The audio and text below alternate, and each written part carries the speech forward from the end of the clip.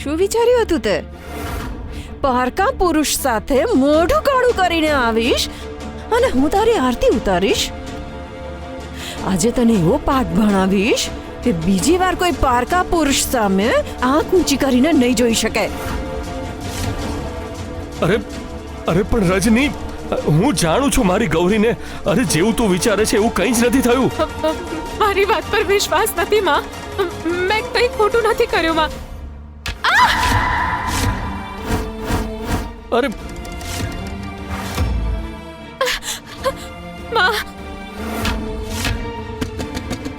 અરે રજની, એને ન માર.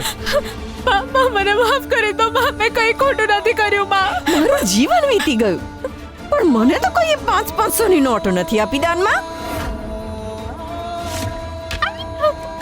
મમ્મી, દીદીને છોડી દો. શરમ નથી આવતી અમીર માણસ સાથે મોઢું કોડું કરતા? અરે છોડી દે ગૌરીને. તમારી છોકરી પંડિત છે. અરે રજની, ન માર એને. મારા ચહેરા પર બટાકા નથી લાગેલા, આંખો છે મારે. એ જ આંખોથી કાળી કરતું તો કરતા જોઈ છે તને. માં, બસ કરો. આજે તો બટાકાની જેમ છોલી નાખીશ તને.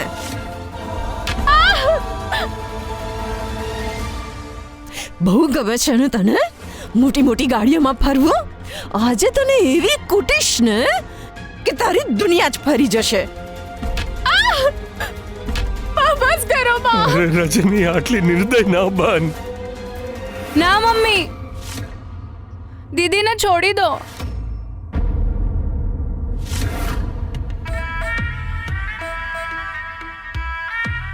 તમે મને પ્રેમ કરો છો, હું તમને પ્રેમ કરું છું. આને લગ્ન કરવા માટે આટલું પૂરતું છે હે ને?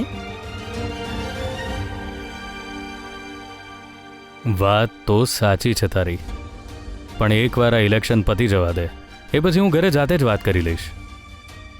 ત્યાં સુધી તો તું રાહ જોઈ શકીશ ને.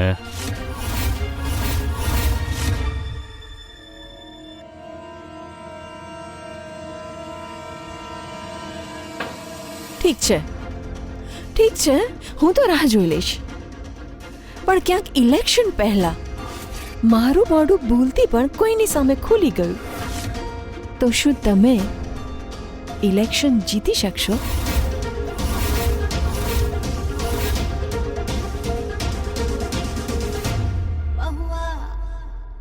તમને તો ખબર જ છે ને, તમારો બધો કાચો ચીઠ્ઠો મારી પાસે છે.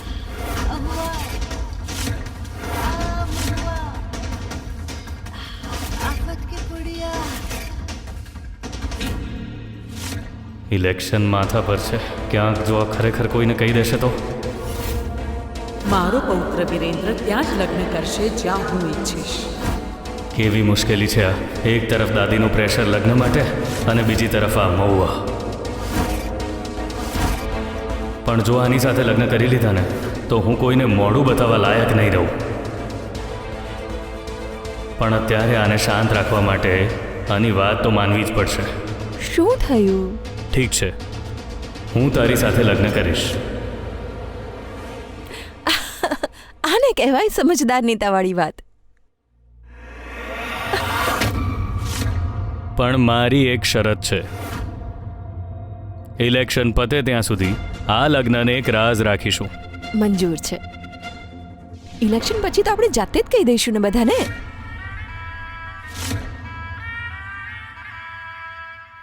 એક વાત યાદ રાખજો વિરેન્દ્રજી, વર્ષોથી તમારા પ્રેમમાં દીવાની જેમ વળી રહી છું, પણ જરૂર પડશે તો એ જ દીવો બધું જ સળગાવીને રાખ પણ કરી શકે છે. જે દીવો આગ લગાવવાની વાત કરે એને ઓલવી નાખવામાં જ સમજદારી છે. બસ યોગ્ય સમય આવે એની રાહ જોવી પડશે. સમજી ગયા ને તમે? સમજી ગયો. હવે ચાલ, તને પાછળના દરવાજાથી બહાર લઈ જાઉં.